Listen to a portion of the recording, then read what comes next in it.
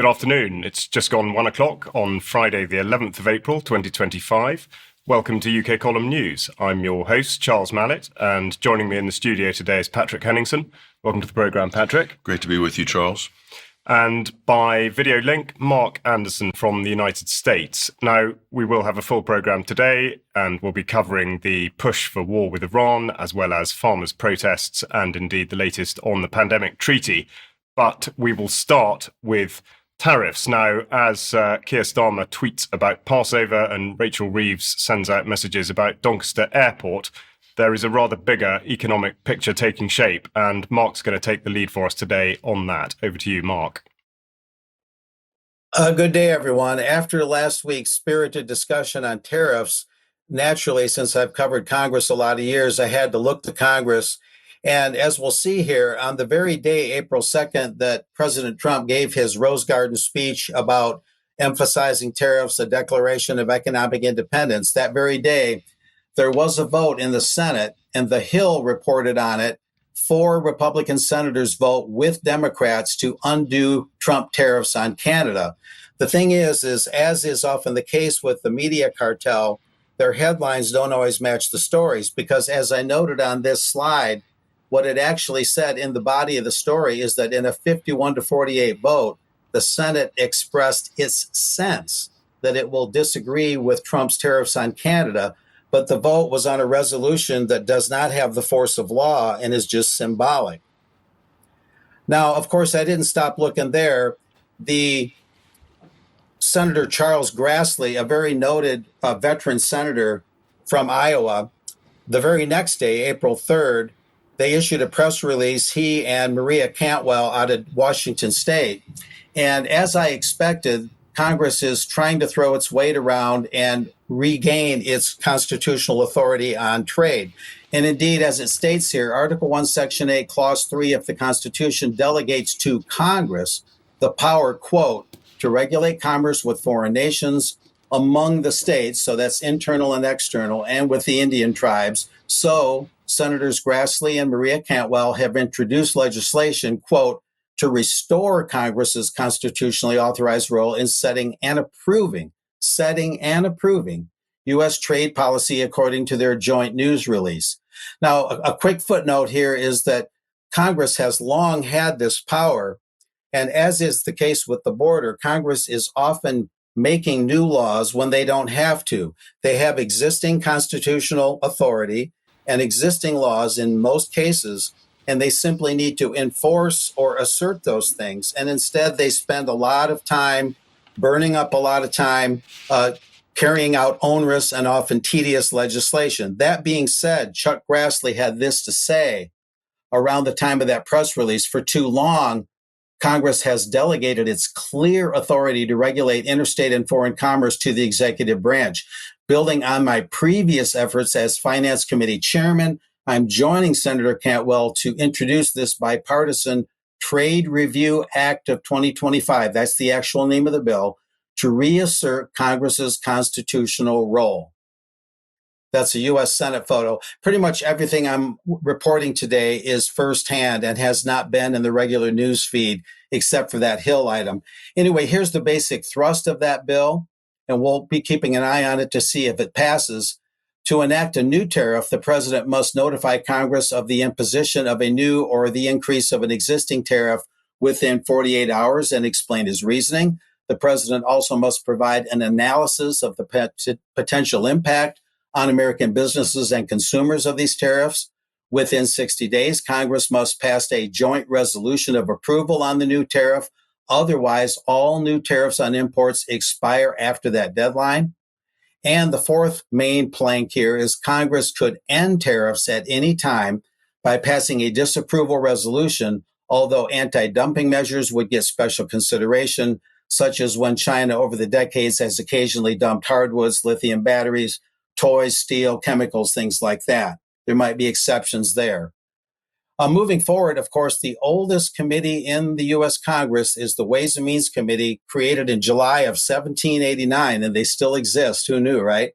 Anyway, the full committee hearing on the Trump administration's 2025 trade policy agenda was held this past Wednesday. I covered it virtually online, and I only used the Ways and Committee's own broadcast, not any other news broadcast. And the only witness, the only one to testify, was U.S. Trade Representative Ambassador Jamieson Greer. I believe that's Jamieson Greer. At any rate, the meeting went on, and it had your typical bipartisan split in it, as this next slide kind of illustrates. The party number one was mainly represented by Chairman Jason Smith of Missouri, the Republican, and party number two, door number two, ranking member Richard Neal, a Democrat out of Massachusetts.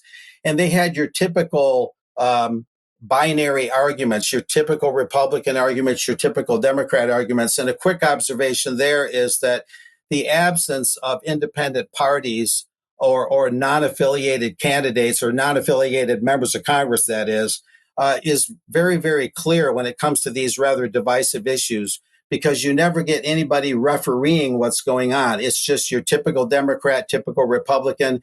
If you had a Jim Traficant, at least someone independently minded, even though he was a Democrat, or you had actual numerous third-party candidates elected to office, you could get more nuance, you could get more objectivity, but you often don't get that with the media only focusing on your typical Democrat-Republican arguments. But anyway, we have some two quick video clips that are pretty far apart from one another, but it gives the range of views that were talked about from the Democrat side and the Republican side. So let's see those video clips. Mr. Murphy. Thank you, Mr. Chairman. I just want to show a slide to everybody documenting where we are with the United States and the U.S. trade deficit. I think this really shows why this is an emergency. If you look at where we are with manufacturing goods, that's in the red column here. If you look at what has happened to the manufacturing capacity of the United States, we have plummeted, absolutely plummeted down. Here in 2022, we have such a trade deficit with manufactured goods. This is critical. This is why the president has said this is an emergency. The same thing with fuels and other total goods. We have plummeted in this nation's capacity to actually produce things. So yes, this is an emergency, and this is by all means altogether the right thing to do. If we do not reverse this trend, again, going with the absolute calamitous effect of how we are hurtling towards a sovereign debt crisis, this nation does not exist. And yes, there is short-term problems, without a doubt, but it's the same thing by taking medicine you don't want to take. If we don't help the body by intervening and doing what is critically important for this nation, nothing else matters. So this is why how manufacturing has plummeted, and this is why we are in a state of emergency. Thank you. Quick footnote, that's Representative Greg Murphy out of North Carolina, Republican. A quick footnote is I contacted his office and I tried to get that graphic so we could get a closer, clearer look at it, and I did not get a response yet. Anyway, we have a Representative Chu, CHU, out of California, a Democrat, giving the opposing view, and that's the next video. They are barely able to afford their everyday living expenses, but now they're hearing that the average family will have to pay $4,600 a year more because of the Trump tariffs. They are hearing this will be the largest tax increase for the American people in our nation's peacetime history. They are hearing Goldman Sachs say that we face a recession. The increases will be for food items that the U.S. does not produce domestically, like cacao beans, coffee beans, tea and spices, and certain nuts.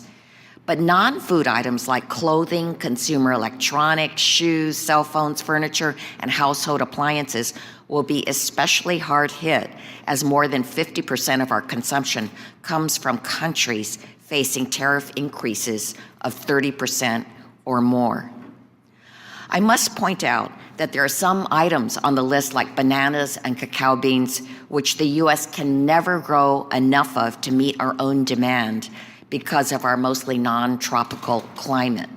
In fact, the U.S. produces a tiny number of bananas in Hawaii and Florida, but depends enormously on importing bananas from Guatemala, Ecuador, and Costa Rica, all of which receive tariffs. And in fact, the U.S. is the world's largest importer of bananas. So this shoot first, then aim approach is making Americans' lives much worse with no actual plan and doesn't make any sense. So that's the opposing view on that. Interesting stuff. Now, an interesting twist, and she alluded to food, is that we need to make a distinction between perishable and non-perishable goods. In fact, it might make sense for the U.S. to be striving for self-sufficiency more in the food area than durable goods, because food can spoil or become contaminated. There's only so much shelf life, and your supply chains might have to be dealt with differently. Now, we have a miscellaneous item here. The shrimping industry in the U.S., however, is cheering the proposed legislation and cheering the Trump tariffs. They like what they see. And this is out of myrgv.com. It happens to concern the port of Brownsville, where they harvest enormous amounts of shrimp about an hour east of where I'm sitting. And there's another bill in Congress, as this alludes to, House Resolution 2071, the Save Our Shrimpers Act, has been introduced there to prohibit federal funding from going to international financial firms that finance foreign shrimp farms. The Rio Grande Valley, that's deep South Texas, the shrimp industry here, and the rest of the domestic industry, hopes that resolution becomes law. Quote, in light of the fact that U.S. shrimpers have been brought to their knees by unrelenting waves of cheap foreign exports flooding the market and driving prices down past the point of sustainability. And we have one more item on this. It's a hard thing to police, we're hearing. The U.S. International Trade Commission found last year that imported farm-raised shrimp is ultra cheap because, quote, other countries are subsidizing their fisheries and dumping their product on the U.S. market, end quote, according to that trade commission.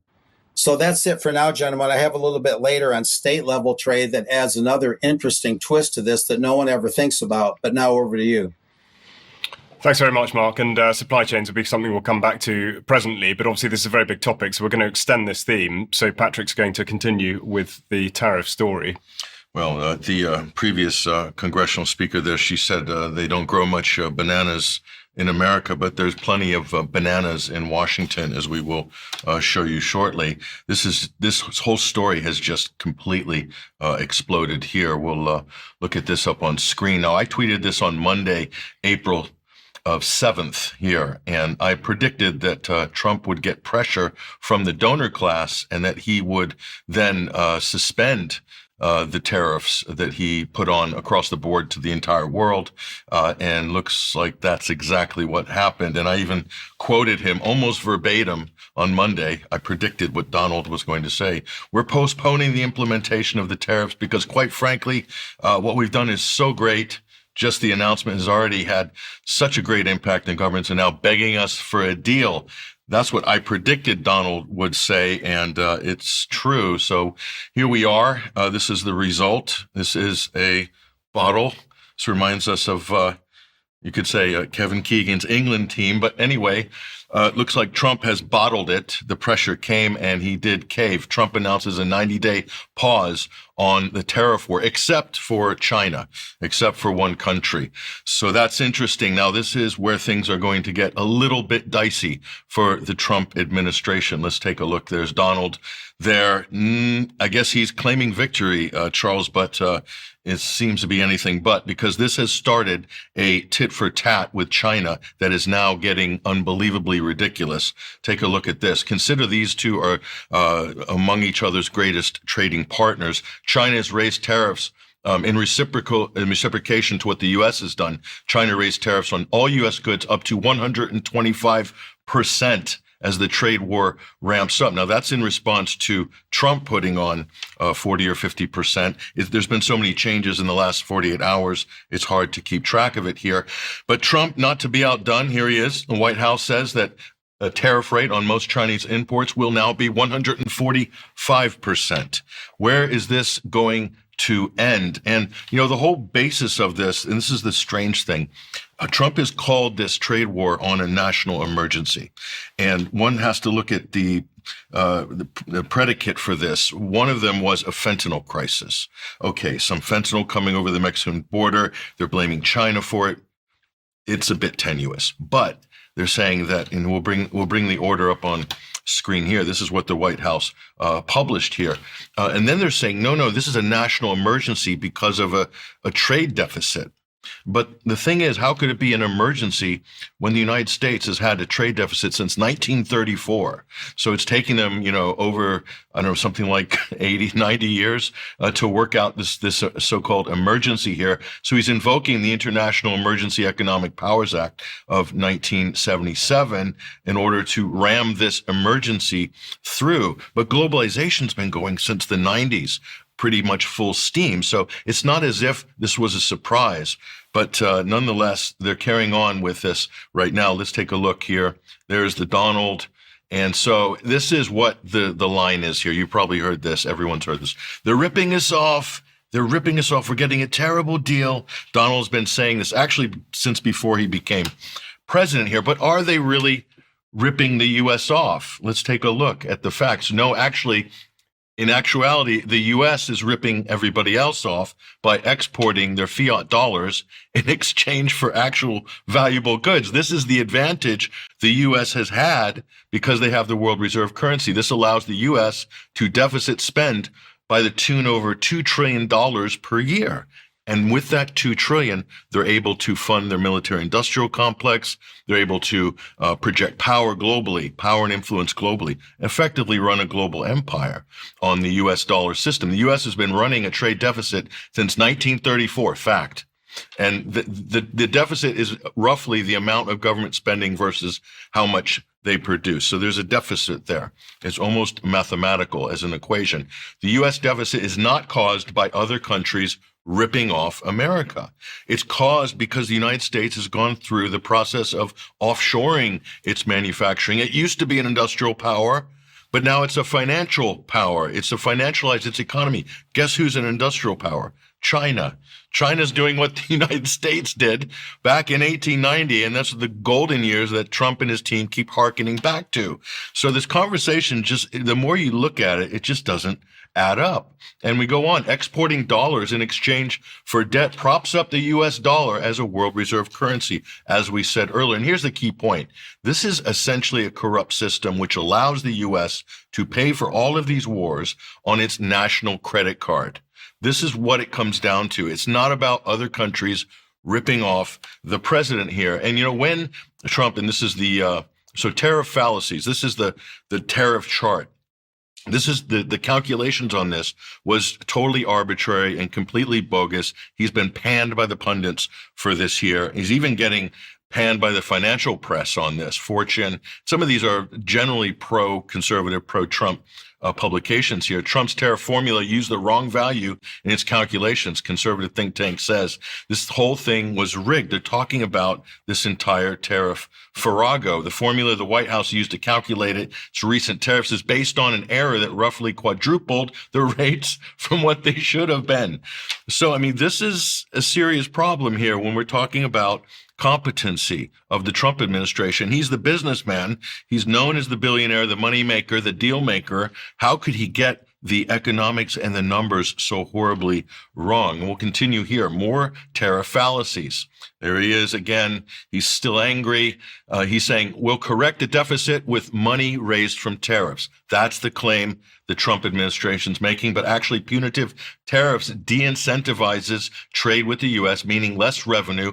A recession is coming now because of a lack of confidence. Inflation is moving in, meaning less affordability and demand, and no immediate, quote, cheap U.S.-made goods to replace the expensive imports. We're looking at 5 to 10 years away from the United States becoming reindustrialized, even if they had all of their eggs in their ducks in a row on that score. So second fallacy, it worked in 1890 when the U.S. had tariffs and no income tax. This is the basis of the whole gambit here from the Trump administration, at least the public-facing pitch. 1890, the U.S., again, as I said, had an industrial economy, and the U.S. ran massive trade surpluses back then. This is why their foreign policy became more aggressive, because they needed markets at that time for their products.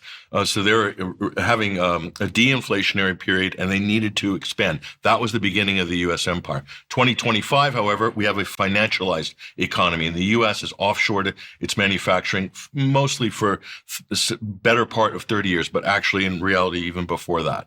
Okay, now for some trade tariff realities here. And some realities, let's just lay it on the table. Tariffs have further triggered inflation. Fact. Recession, stagflation, collapse in the bond market. Arguably, this is where the pressure came onto Trump from some of his billionaires who have all of their money in long plays on the stock market. The stock markets have taken a beating, not just in the U.S., but internationally here. A rise in the cost of living. That means lower living standards. Wiping out gains from trade.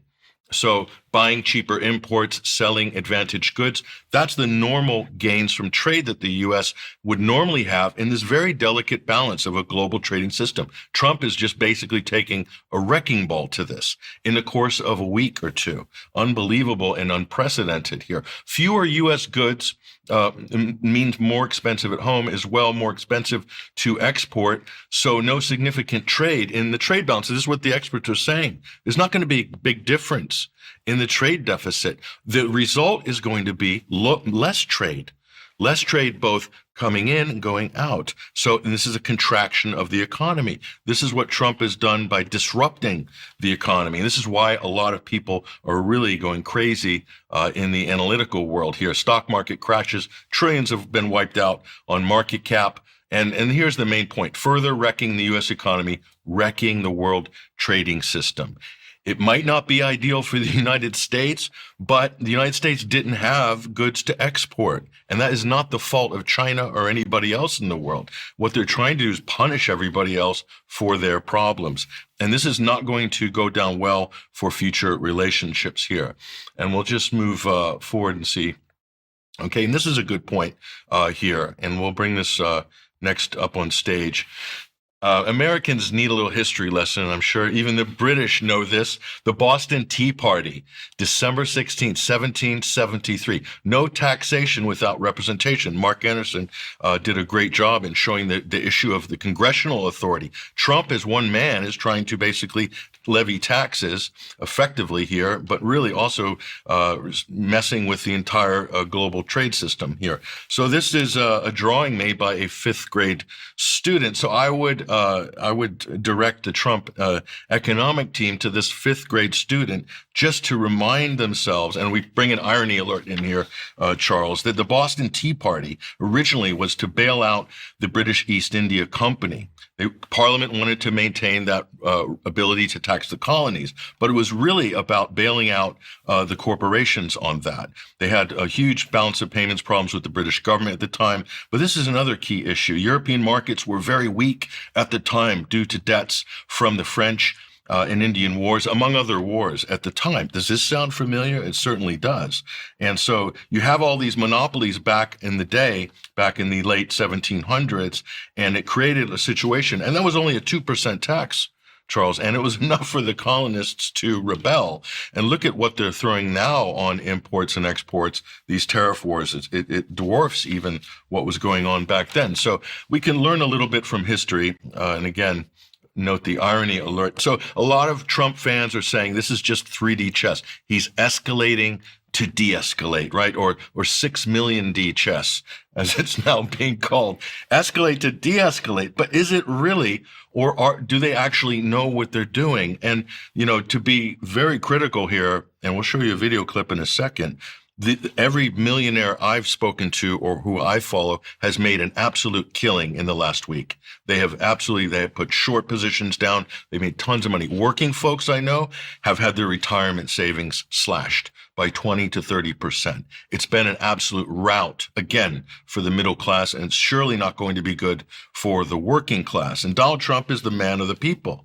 He breached Boris breached the Red Wall. Donald Trump captured the Rust Belt and got all those blue dog Reagan Democrats back. So listen to this. This is from the White House just, I believe, yesterday. This is Trump with the famous Charles Schwab of Charles Schwab brokerage fame here, and they're boasting about how much money that they made in the last week. Watch this. This is Charles Schwab.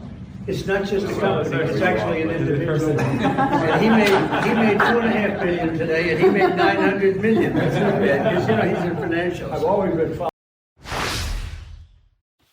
So there it is. I mean, right straight from the horse's mouth. They absolutely rinsed it, these guys. I mean, it's kind of like insider trading, but on a galactic scale. And he was even tweeting out things like, whoever runs his Twitter account, now is a good time to buy, when the stock market was at its absolute low. So this is like dog whistles to Wall Street.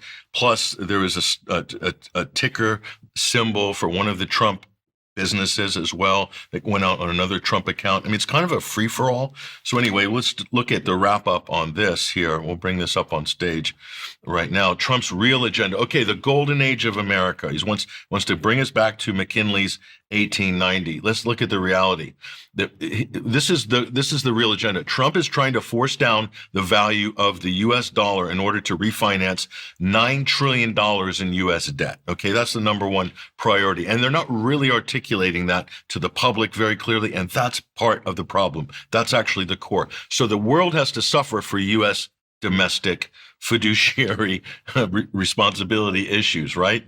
So increase external revenue, claims Trump, in order to pay for massive tax cuts, probably for the rich, like in 2017. So a loss of internal revenue and totaling $4 trillion over the next 10 years. So that massive tax cut, is that really going to get paid for with the tariff and trade balance? It doesn't look like it will. It's debatable. The signals don't look good right now.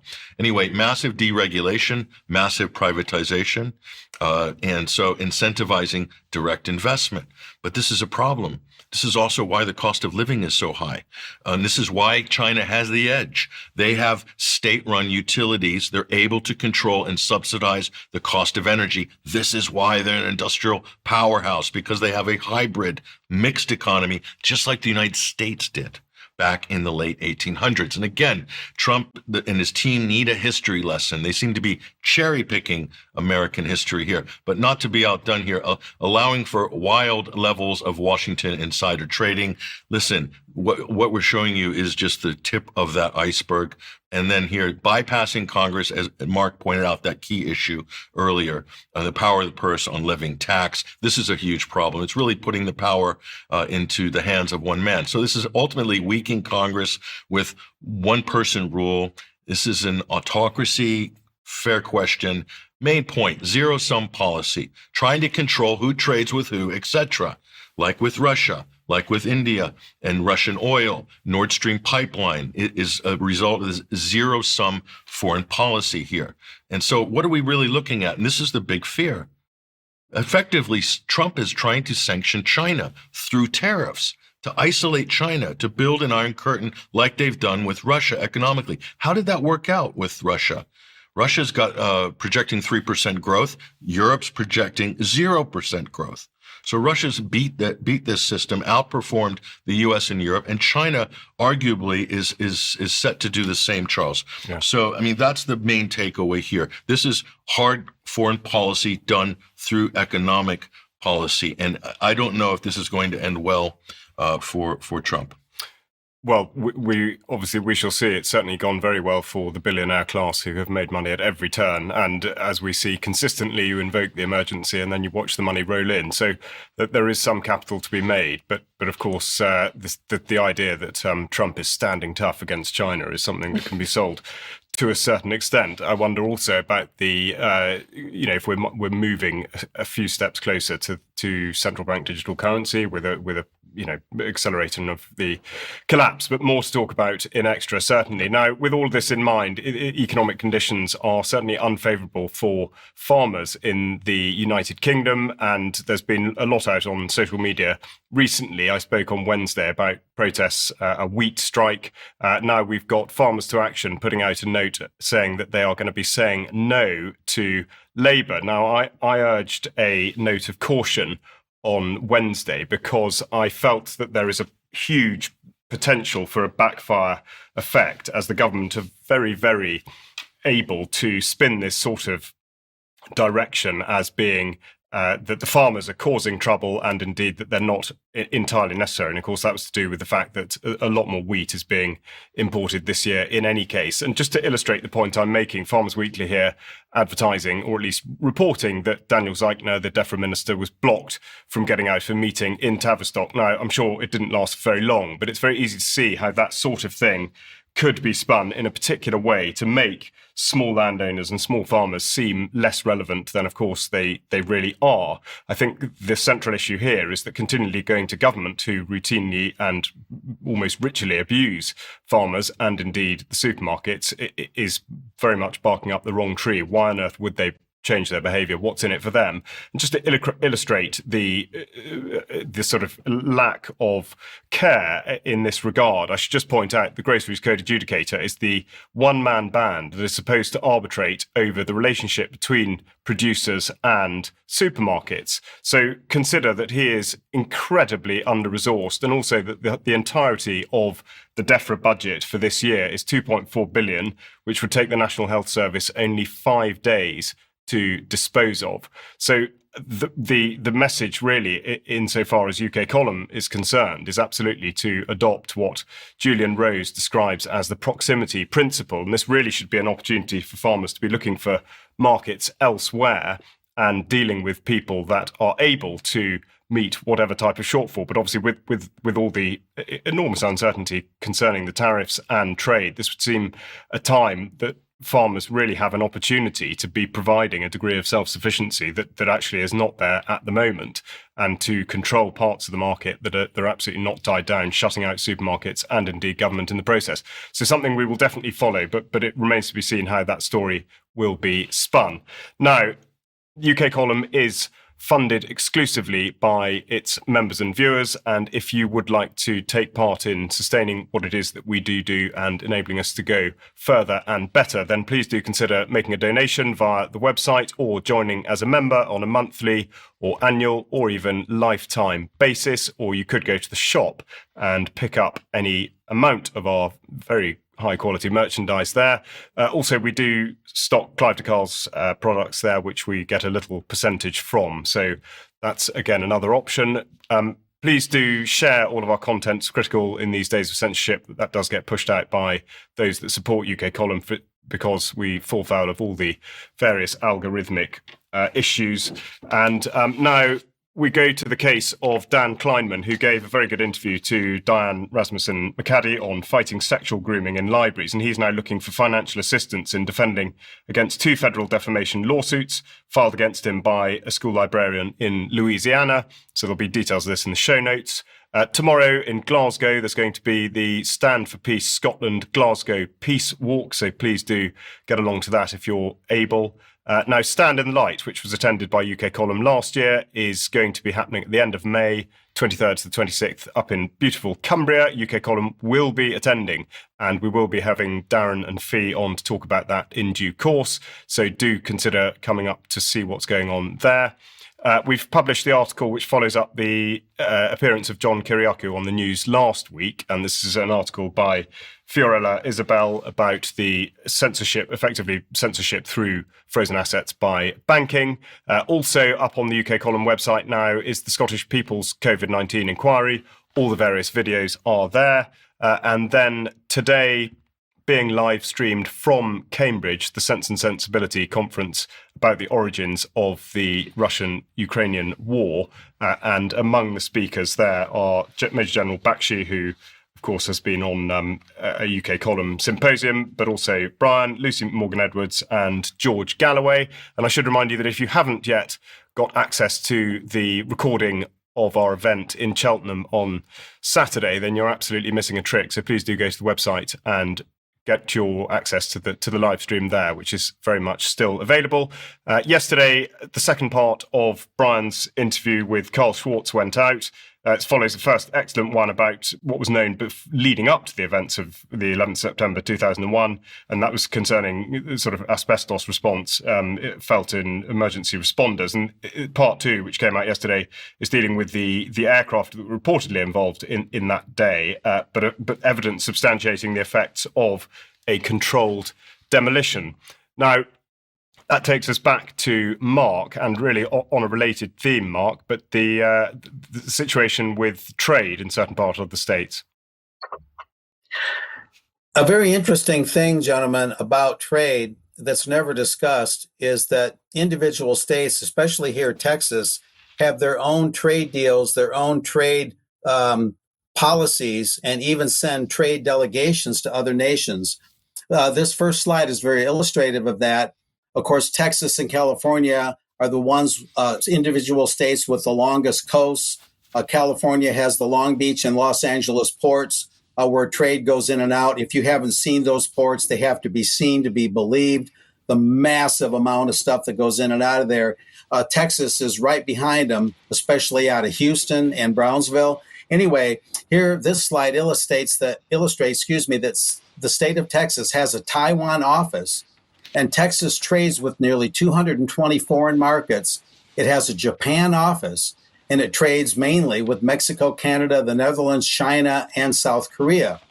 And there's an interesting part as it shows here, Article 1, Section 10 of the U.S. Constitution, quote, "No state shall, without the consent of Congress, lay any duty of tonnage, keep troops or ships of war in time of peace," and then I emphasize the main part, "or enter into any agreement or compact with another state or with a foreign power."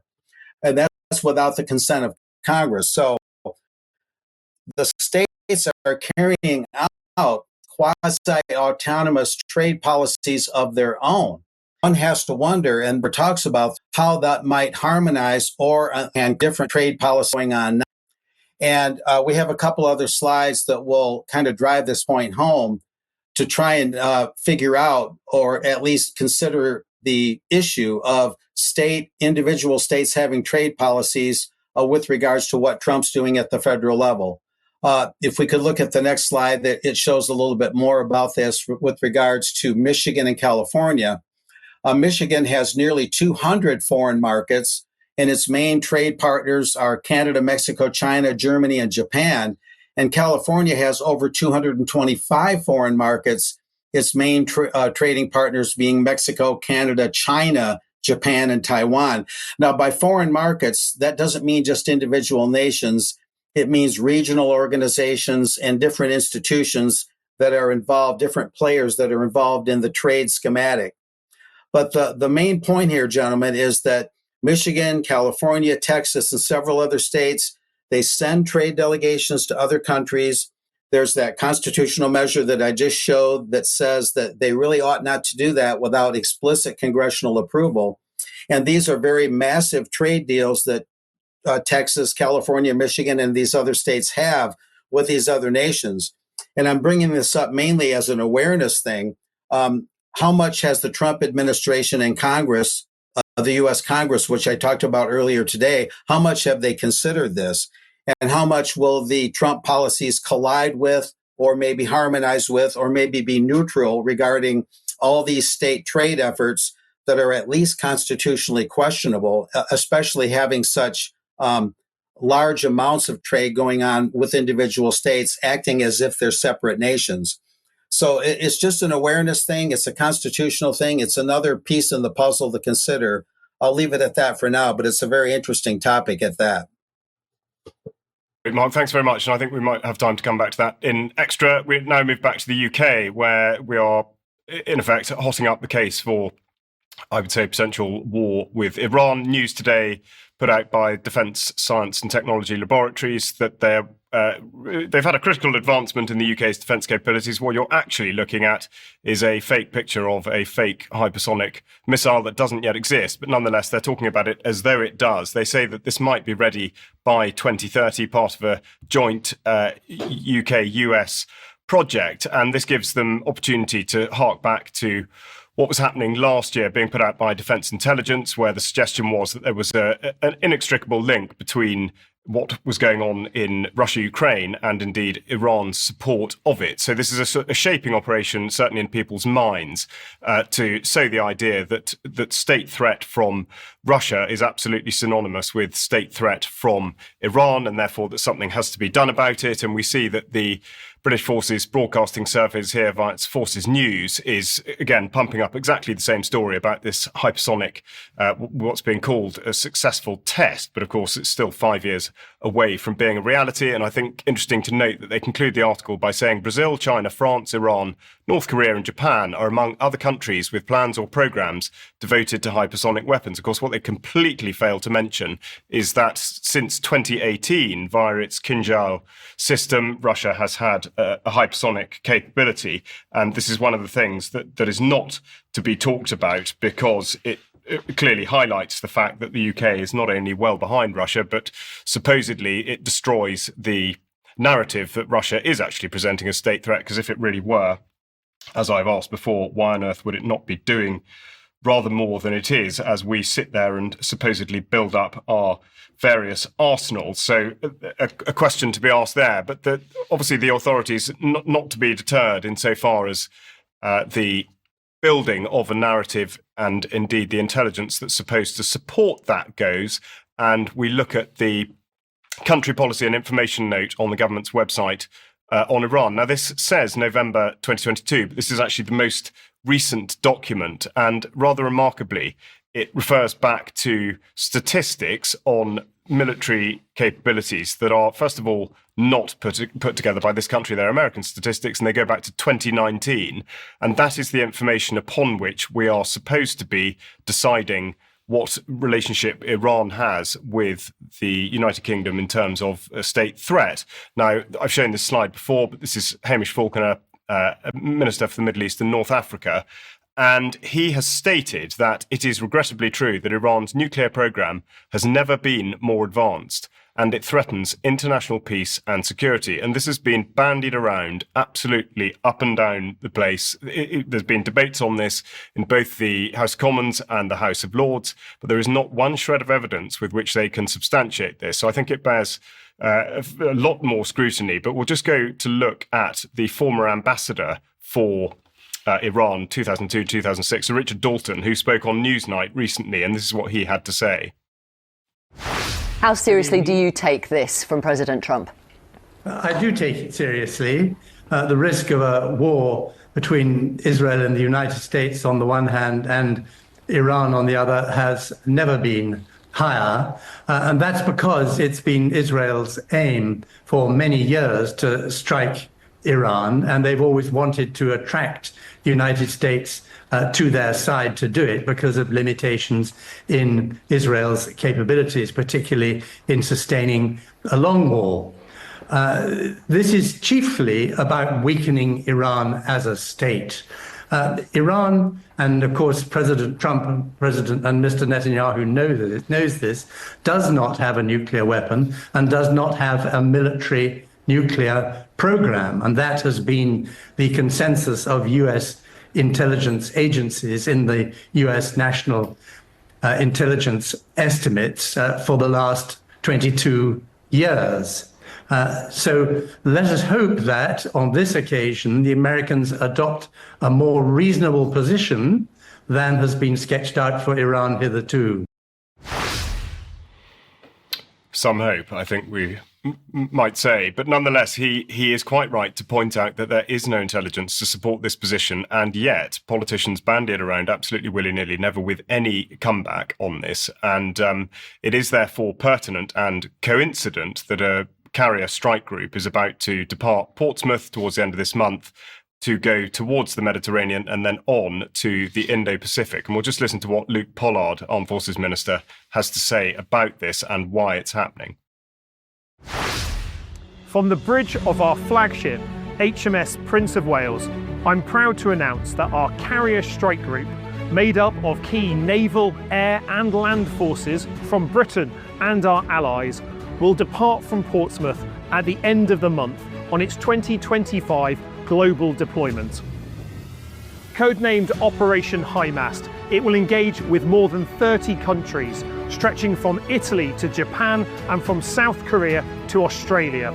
This isn't just any mission. With nearly 4,000 British personnel, accompanied throughout by a Norwegian frigate and auxiliary ship, we're leading a multinational task force of 13 nations, in a demonstration of integrated deterrence across the globe. For periods, the Carrier Strike Group will come under NATO command, strengthening the bedrock alliance of our national security. Naval power remains vital to upholding the international rules-based system that underpins our security and prosperity. Through Operation HIGHMAST, we stand firm with our allies against those who challenge the international order, reminding the world that threats in one region affect every region, that the security of the Euro-Atlantic and Indo-Pacific are fundamentally indivisible. Fundamentally indivisible, I think, are the words to concentrate on there, because soon it appears that the state threat from Iran will be fundamentally indivisible from that posed by Russia, and that seems to be the messaging that's going on here. There's a couple of other points to draw out of that. It's being referred to as Operation HIGHMAST and not exercise. Therefore, there is a suggestion there inherent that there is a specific potential for kinetic action. And of course, interestingly, they're defying the naming convention there. An operational name should never have anything to do with the operation itself, but naming it HIGHMAST would seem to be in breach of that. Also, of course, initially it's going to be under the command of the NATO exercise, which means that should the Carrier Strike Group be engaged at that point, that would of course trigger Article 5 and a response from all NATO members. So I think that's something that absolutely people should be bearing in mind. It's also said to have a cargo of, or at least capability of, up to 24 F-35 fighters. And if you've listened to Tim Davis, the former fast jet trainer and pilot with the Royal Navy and Royal Air Force, talk about the F-35 capability against Russian air defense, then you would know that having 24 F-35s on board is not much to write home about. But this really, as I say, suggests that there is that linkage between what we're told about Russia and indeed what we're to be told about Iran. So it's a very clear sort of telegraphing of intent, at least what people are supposed to believe. Well, as you know, Article 5 is not an automatic reflex, especially if you happen to be out of area. So it seems like the British Navy having difficulty fielding more warships than they have admirals at the moment. It's a bit of a casus belli, or bait, as it were. And so that's a little bit worrying when you think about it strategically, militarily. I can't see how they could make a big impact in any conflict versus the adversaries, which they are claiming to be opposing there. But just quickly on the Iran issue here, I'll bring this up on screen. Charles, if the United States attacks Iran, that's just a little summary there. It's a couple years old, but 2024, I think, U.S. bases and troops deployment in the immediate vicinity of Iran. So all those would be targeted in a matter of minutes. So this is a huge number of target lists. That doesn't include Israel as well as Cyprus, which may or may not be included in that if they believe that that's where the origins. Even Oman and Saudi Arabia are on that list because they've got U.S. bases there, not to say anything about the Fifth Fleet in Bahrain or Kuwait, and Iraq for that matter. So, you know, there will be a blowback or a price to pay for the U.S. And I might add, too, Charles, that what the Trump administration are proposing for Iran, that they basically dismantle, or that the U.S. is allowed to destroy Iran's civilian nuclear program and eliminate all of their missiles. So the demilitarization of Iran, and if they don't comply, the U.S. will launch a preemptive tactical nuclear strike and a decapitation operation, as it were, to take out the leadership. So it's regime change, destroying the country, and so forth. These aren't negotiations, and I want to warn people just a little lesson of history. Shades of 1914, the Austro-Hungarian Empire imposed huge, stringent demands on Serbia at the time, by which Serbia complied with all but one of those, and they still, Austro-Hungarians still declared war on Serbia. So that's what's happening here. The United States has issued a declaration of war. It's only a question of when they're going to attack. These are not negotiations, and this can't be seen as any kind of acceptable statecraft unless you're talking about the rules-based international order where he who has the power and the money makes the rules. And unfortunately, I believe that's where we are right now. So something to to think about there. But just note that Benjamin Netanyahu was in Washington this week, and there he is with Donald Trump, looking at pictures of Benjamin Netanyahu and Donald Trump. So that's some people who like to talk about narcissists and power-hungry oligarchs would get a chuckle at a photo like that. But last time Bibi was in Washington, it looked like they were plotting to cancel the ceasefire in Gaza. That's what eventually happened. Now we have a full-blown resumption of that conflict and the carnage there. What exactly were they planning on this trip to Washington? And it could very well be a joint strike on Iran. At that point, all bets are off, Charles. Sure. Absolutely. Yeah. And again, more to talk about in extra. But on the theme of things that won't go away, we're back to Mark with the pandemic treaty. Thank you. I'm continuing, of course, to follow this very closely. The intergovernmental negotiating body that's working on the treaty, the talks resumed this past Monday, and they conclude today, April 11th.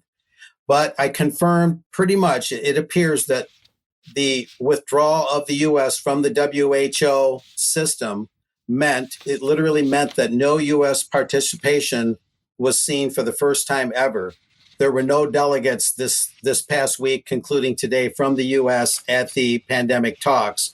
And we're keeping in mind that the 78th World Health Assembly, the 19th through the 27th of May, is coming up. Now, it's also fairly clear. I talked to James Roguski briefly last night and looked through a whole bunch of WHO literature from about a year ago and recently. And I'm saying here with this slide, I'm saying stay tuned. And I took this photo during the deliberations, like my congressional report and the Ways and Means Committee. I took those online photos virtually to get us as much firsthand stuff as possible. I took this photo here. There's Tedros, the Director General, and a couple other top officials. And what I was able to distill out of this, I watched some of the dry, tedious deliberations. I'll tell you, it is a cure for insomnia. But the intergovernmental negotiating body, as of yesterday, was reportedly 80 nations shy of its needed consensus to finalize the treaty. But there are the talks today, and Roguski pointed out, and I saw other indications, that there might be additional pre-World Health Assembly talks that could be called, they could be organized to try and move things along. So Ding Dong, the witch is dead cannot be pronounced yet. She's still alive. We'll just have to keep a close eye on it. But the WHO funding cuts led by the U.S. That are troubling the WHO right now that I reported on last week, that is a bit of dead weight on the WHO, and it is creating some problems with them getting everything they want regarding the pandemic treaty. But we'll just keep a very close eye on this. It's a very critical time. The treaty has kind of been delayed and fallen on its face. Going about a year ago, May 2024, they were working on it, and it kind of got sidetracked and shelved for a while. So they're by no means having an easy time at this. And anything that we can do to contact members of parliament, local officials, members of Congress, depending on where you live, would be very important right now. And so we'll just keep a close eye on it and see if they have another negotiating meeting prior to the World Health Assembly, or if they wait for the World Health Assembly. That's the main question right now. So back to you guys. Indeed. Mark, thank you very much indeed. And as you say, we need to keep our eye on it and where possible act, certainly at the local level, to push back on that. Now, other organisations that need to have an eye kept on them, number among them the BBC, of course, and they've just announced, or at least revealed, the fact that the statue on Broadcasting House by Eric Gill, which was damaged a couple of years ago, has been repaired, restored, and is now covered in a protective glass case. And now, the story here really is that Gill himself, a well-renowned sculptor of the 20th century, sculptor, was also a paedophile. And it's not to suggest that there should be any sense of revisionism to this. The building is, of course, a Grade 2 listed building, and therefore they're limited in terms of what they would be able to do, certainly without planning consent. But the point is this necessarily consistent, the BBC, insofar as the way they deal with other subject matter? So just look at the treatment of this. This is what the chief executive of Historic England, who's been sort of involved in the project, says, and he describes it as being in line with our approach of encouraging thoughtful, long-lasting and powerful reinterpretation of contested statues and sites, which keeps their physical context but adds new layers of meaning and understanding. Now, it's hard not to interpret that in light of the sorts of things that are going on in the education system with regard to what's being normalized to children in terms of sexuality and all kinds of sexual perversions. This would seem to add weight to that narrative. And as I say, the question to be asked here is the BBC being consistent, especially where other statue removals are concerned? And of course, this is how they reported on the removal of the statue of Edward Colston in Bristol during the high point of the Black Lives Matter protest back in 2020. They described it as being a largely peaceful demonstration where, of course, actually quite a lot of people were injured. And then we've got their absolute failure to deal properly with people that have worked for them, such as Rolf Harris, Jimmy Savile, and, of course, most recently, Hugh Edwards. So I think the BBC at least can be accused of substantial hypocrisy, but also a certain degree of recklessness, because they point out in the article that they are not condoning the behaviour of Gill. They're trying to make a degree of separation between the man and the artwork, but therefore what they are certainly not doing is in any way condemning the behaviour, and also in putting a glass case round it, they are recognising that it remains vulnerable. And of course, inherent in that statement is the fact that they feel like they're doing something wrong. Now, I think we'll have more to say about that sort of thing in Extra. We're a bit pushed now, but we're now going to go into space. Indeed. So this, of all the stories here, this is a feel-good story in a certain way. You might get a little bit of a smile out of this, but there he is. There he is. This is the little green man in Kiev. And what's going on here? Zelensky tries to arrest an International Space Station cosmonaut who is in space. And Zelensky seeking a 15-year jail term for this, quote, draft dodger. Believe it or not. So he did everything but serve him with papers up at the ISS here. So waited for him to get up into space before, this week they put that through in the Ukrainian judiciary there. Let's take a look at this here. And this astronaut here, this is Alexei Zubritsky there. And you can see he is the one there on your left-hand side, and he's there with another Russian cosmonaut and a U.S. astronaut, Johnny Kim. So he's up there, and so he's found himself in the crosshairs of Zelensky. Little did he know that the little green man had a beat on him from the moment he took off the Soyuz rocket from Kazakhstan.